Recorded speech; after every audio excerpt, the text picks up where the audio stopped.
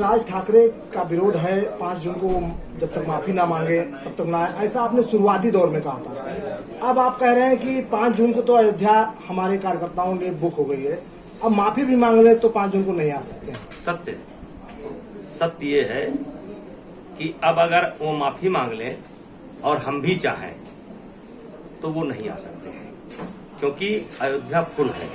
लगभग अभी 50% की छूट हर आदमी ने किया है वहां, चाहे होटल हो चाहे धर्मशाला हो, सब ने किया है कि हम 50% छूट देंगे। और अयोध्या हमको लगता है कि पहली 2 तारीख से ही भरना शुरू हो जाएगी, क्योंकि ये आंदोलन मेरा व्यक्तिगत नहीं है और चाहे जिस कारण से इस आंदोलन से बहुत से लोग जुड़ रहे हैं, लगातार जुड़ते जा रहे हैं और पूरे देश से समर्थन आ रहा है। तो 5 तारीख का तो अब संभव नहीं है। अब माफी अगर वो मांग लेते हैं, अब मैं ऑप्शन पर ऑप्शन, संतों से मांग लो, मोदी जी से मांग लो, योगी जी से मांग लो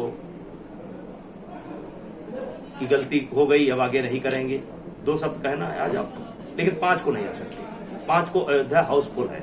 नेताजी, उनके कार्यकर्ता कुछ फोन करके आपको कुछ धमकी भी दे रहे हैं? हाँ, कुछ कार्यकर्ता धमकी भी दे रहे हैं, कुछ कार्यकर्ता समझाने का भी प्रयास कर रहे हैं। यहाँ तक कि कैसेट वैसेट जो बना देते हैं, ऑडियो जो बना, ऑडियो वीडियो जो बना देते हैं, उनका जहाँ बनाते हैं उसका फोन लेकर के उनको भी करते हैं।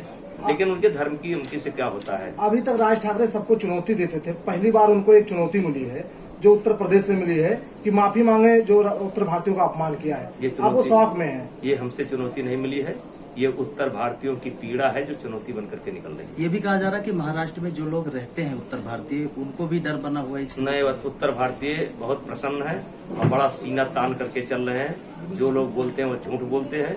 आप किसी उत्तर भारतीय को फोन करो, वो अभी से इन लोगों की भाषा बदल गई है। उत्तर भारतीय बड़े गर्व से रह रहा है। कितनी संख्या होगी? सबसे बड़ी बात तो आप ये जान लीजिए कि योगी जी को धन्यवाद देना चाहता हूँ कि उन्होंने इसी समय तुरंत जैसे आवाज उठी है, उन्होंने एक कार्यालय खोल दिया, दूतावास खोल दिया उत्तर भारतीयों की पीड़ा के लिए। 5 जून को कितनी संख्या होगी? 5 लाख का आह्वान है, ज्यादा हो जाएगा।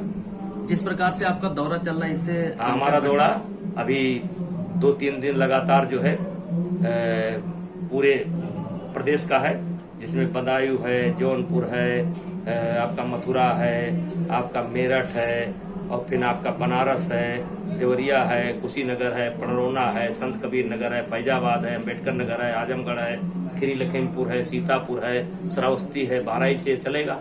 उसके बाद मेरा दौरा 26 तारीख से शुरू हो जाएगा बिहार। 4 कार्यक्रम मेरे बिहार में है और 3 कार्यक्रम मेरा झारखंड में है। देश के तकरीबन सभी राज्य नहीं, सब राज्य नहीं पहुंच पाएंगे क्योंकि समय नहीं है। उसे मांगने को तो बहुत ज्यादा छत्तीसगढ़ से लोग चाहते हैं, हरियाणा से लोग चाहते हैं। अब देखिए क्या कर सकते हैं। और उसके बाद मैं 28 को लौट रहा हूं, तो 29 तारीख को एक छोटी यात्रा, मिश्रा जी सुनिएगा, एक छोटी यात्रा निकाली जाएगी जो कटरा से होकर के, कटरा लगमंडी से होकर के छावनी, जहां पर सामूहिक रूप से 200-400 लोगों को अंग्रेजों ने फांसी दे दी थी, तो वहां पर वो यात्रा जाएगी। और उसमें यहां से कौन शामिल होगा वो ब्लॉक वार या विधानसभा वार बताया जाएगा कौन शामिल होगा। और फिर दूसरे दिन एक यात्रा अयोध्या से निकल करके दशरथ जी की समाधि तक जाएगी।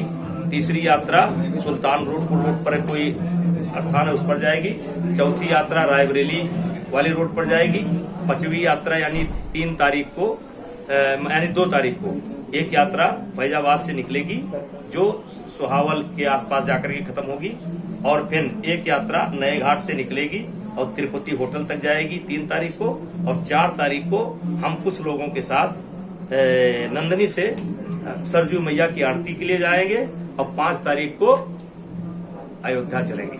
अयोध्या का मेरा प्रोग्राम क्या है कि कोई हम ऐसा अभद्र व्यवहार नहीं करेंगे, शांतिपूर्वक जाएंगे और दर्शन करेंगे। जिसकी इच्छा होगा सरजू नहाएगा, जिसकी इच्छा होगा अपने गुरु जी के यहाँ जाएगा, जिसकी इच्छा होगा फैजाबाद घूमेगा।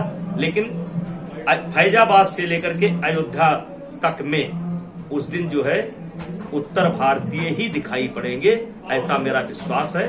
और बहुत बड़ी संख्या मुसलमानों की रहने वाली है। अब तो उनका हृदय परिवर्तन हो गया, सरकार की तारीफ, मोदी जी की तारीफ और आपके जो शीर्ष नेता उनकी तारीफ, और आप उनको कालनेमी बता रहे हैं। देखिए, चलिए मैं गलत बता रहा हूँ, लेकिन अगर उनका हृदय परिवर्तन हुआ होता तो माफी मांगने में उनको दिक्कत न होती। माफी जो है बड़े आदमी का श्रृंगार है। माफी जिसे वृक्ष जब फल लगता है तो झुक जाता है। तो अगर आपको बड़ा होना है तो झुक जाना चाहिए। अहंकार जो है विनाश का कारण है। रावण सब कुछ जानता था, रावण अपने बारे में भी जानता था और रावण राम के बारे में जानता था, लेकिन उसको एक जिद थी और उसी में उसका विनाश हुआ।